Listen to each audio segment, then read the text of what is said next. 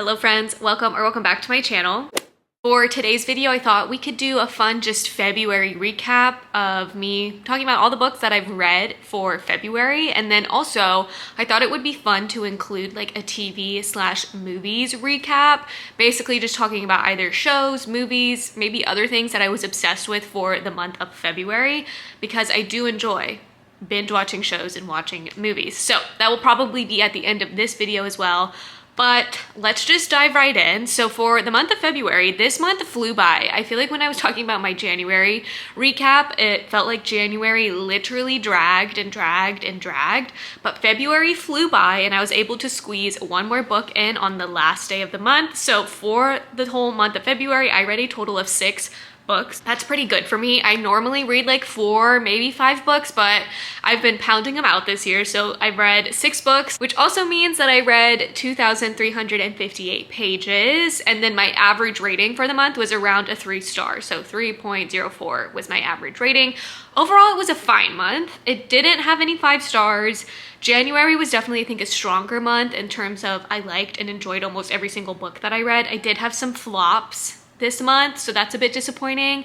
And then I read a variety of genres. I read a memoir, I read a romance, I read like a romance fiction book, and then I've also read some fantasy. So we dabbled in a lot of different genres, whereas I think in January I mostly read fantasy and then a classic. So we did expand the genres for this month, so I love that. Overall, it was a fine month. So we're gonna dive into the first book that I read, which was Everything That I Know About Love. This was a book that me and my friends decided to pick for our book club, and it was fine. I don't necessarily want to rate it, so I didn't give it a rating. I think if I had read this maybe more in my early 20s, I would have resonated with this book more, but as someone who's approaching their late 20s, early 30s, I just felt like a lot of these moments where it was all about partying, drinking, doing drugs, it just didn't resonate with me. And at times it felt kind of ridiculous because the author would go on these like escapades of like drinking, partying, not having a care in the world. And then the next day she would wake up and kind of be panicked about like her actions, what she's done. But at a certain point, it's like you wake up and realize you're doing this to yourself. So either like you can stop this cycle or figure out how to better handle everything. So what I did love about this book though was anytime there was discussions about her friendships, because those are relationships in her life. She did talk a lot about like finding love, the different types of romances that she had, but when she talked about the type of love you have for your friends, I loved those moments, and I wish we had like the book focused more on that, because I think it just highlighted how when you find your people, you will go to the ends of the earth for them. And her friends did go through some hard times and she was always there for them. She was a rock for them, and I did appreciate that. So I really loved that aspect of the book, and I honestly wished the book kind of focused more on that, on the friendships and the types of platonic love that you can have in your life. I also did appreciate and enjoy like how she grew up, because it was definitely slightly before me. I think she's a little bit older than me, so like hearing her like childhood experience and how technology eventually integrated into that was very interesting. I did listen to the audiobook for this, and I did enjoy the audiobook aspect. She was a great narrator. I just personally didn't care for a good chunk of the book, but again, this is like her life, her story, so I don't want to give a rating for that, so I didn't. I would recommend it. I do think there is still stuff for everyone in this book. It's just maybe go in with like either lower expectations or just an open mind of what to experience when reading this. But yeah, so I didn't rate it. It was fine. I think it led to interesting conversations at book club, and I did find some pieces that I enjoyed in this. The next book that I read was Throne of Glass. I have started my Throne of Glass reading journey, so I'm really excited to dive into this world. I rated this one a 3.75. I really enjoyed it in the sense of like, I thought this was a decent first book in a series. I understand in a fantasy book that there's going to be a lot of world building, there's going to be a lot of character introduction, so it's just kind of going to be overwhelming in that sense. It's a lot of information, but then also laying the groundwork for the rest of the series and building that foundation. So I enjoyed it. I thought it was fun. It's also crazy how young SJM was when she wrote this book, and I'm excited to see how this world develops. I know this is a beloved franchise of books. I know people like this is their god tier of fantasy books, so I'm excited to continue diving into this world. I don't really have much to say. I feel like a lot of people have read these books and they know what they are, and I don't personally want to give many details away in case you guys haven't read it, because I'm going in pretty blind, which I feel like is rare. Anytime I've seen anything like Throne of Glass post related, I have swiped past it on social media because I've been trying to avoid spoilers for this entire series, and I have so far.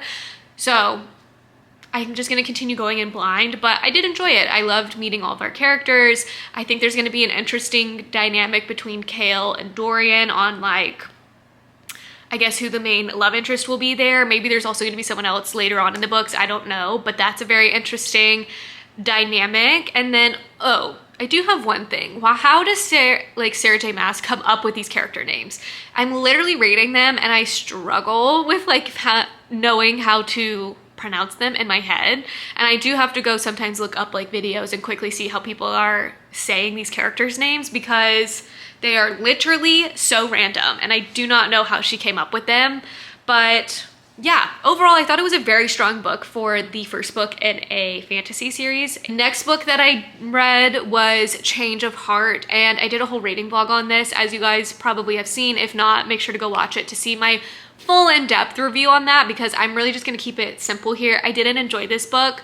It really just wasn't for me, and I'm a bit bummed by it because I thought the premise of this story was very interesting, and I think it could have worked well if I felt like the characters fell flat. They didn't feel fully fleshed out, and because of that, it read kind of odd to me. Like, it just was like, I wanted deeper. I wanted to connect with these characters more, and so I didn't personally enjoy it, and I gave this book a 2.75 rating. It wasn't for me, and I'm bummed about it because I thought it was super, like, the premise, the whole idea of this, of like going into this alternate universe to like meet all these goals to then get transported back in time and like find the true love of your life.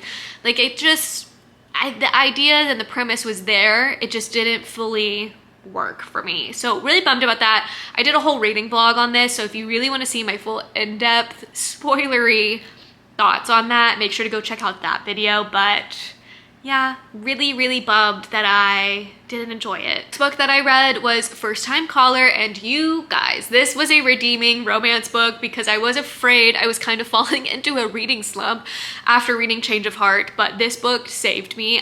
This was fun. If you are a fan of Sleepless in Seattle, then you will totally eat this book up and love it. I also did a reading vlog on this in the same video of Change of Heart, so if you want to see really in-depth reactions and like initial thoughts, definitely check out that video. The more I've sat with this book and like just thought about it, I am gonna hold strong on my solid 4 stars.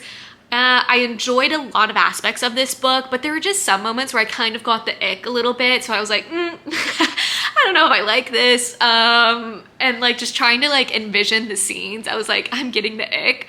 So because of that, I had to knock a star down, and I still enjoyed it. This was a nice, fun book. It's hyped for a reason, and like I said, if you're a fan of Sleepless in Seattle, you will definitely love this book. I loved all of the side characters as well, and they felt fully fleshed out, and the dynamics between everyone felt real, and I appreciated that. The setting, the vibes, the atmosphere was perfection, and this was a good time. Like, I didn't have a bad time, I had a good time, and I would recommend this to all of you guys if you've been on the fence about reading it.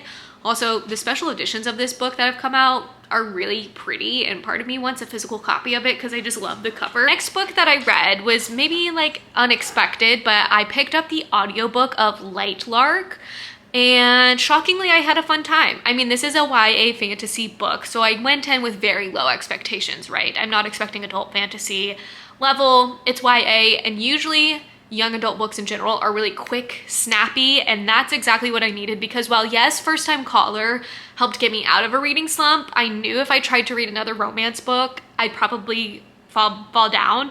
So I knew like YA fantasy would probably help just push me through this month, and that's exactly what it did. The audiobook was really nice to listen to, and I'll probably read the rest of the books audio as well. But it was creative, and the magic system here, and the kind of a love triangle I think that's going to happen. What I can't kind of wrap my head around is like, how old are the men in this book?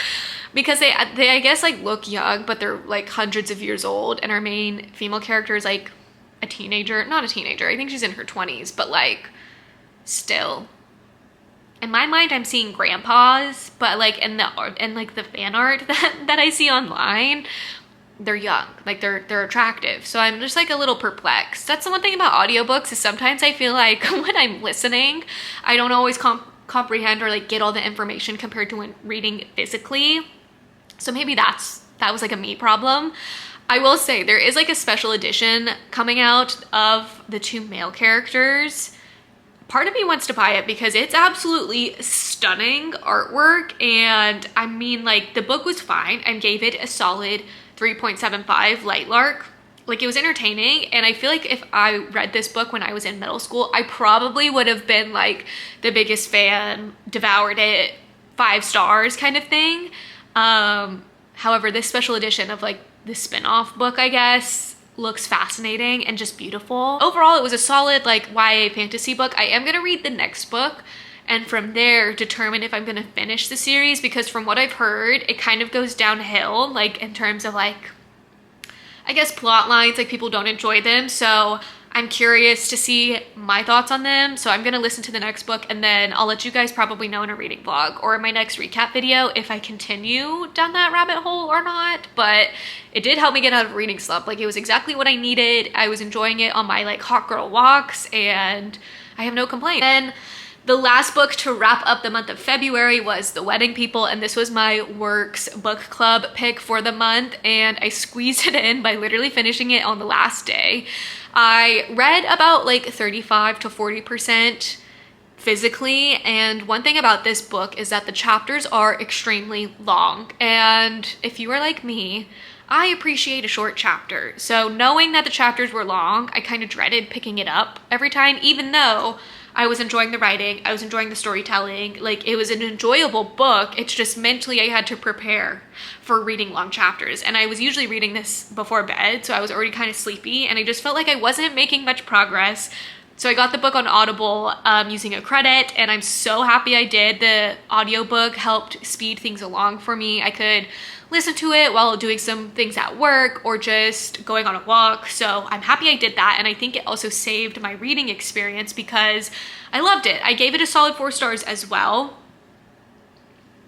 I feel like this is a book that I know I can reread years from now and gain a different story or like a different view from this book. The topics discussed I thought were handled beautifully and just so clever, and going in that yes, suicide was going to be a discussion, but just in general life topics, love, reflection on oneself and life and how you want to live. Like, so much went into this book. You can tell it was so cleverly done and well thought out that I really appreciated the story and the themes and just everything about this. The characters, they were all quirky and unique. But I think this is also a great book club book selection because there's so much that you can talk about this book, all the characters and just the plot lines in this, that it makes for interesting conversations. So if you're in a book club and you're looking for a book that you guys like want to read, I would recommend this one. It was really good. Just know, long chapters. So maybe prepare with the audiobook. That is the recap of all the books that I have read in the month of February. 6 total books, all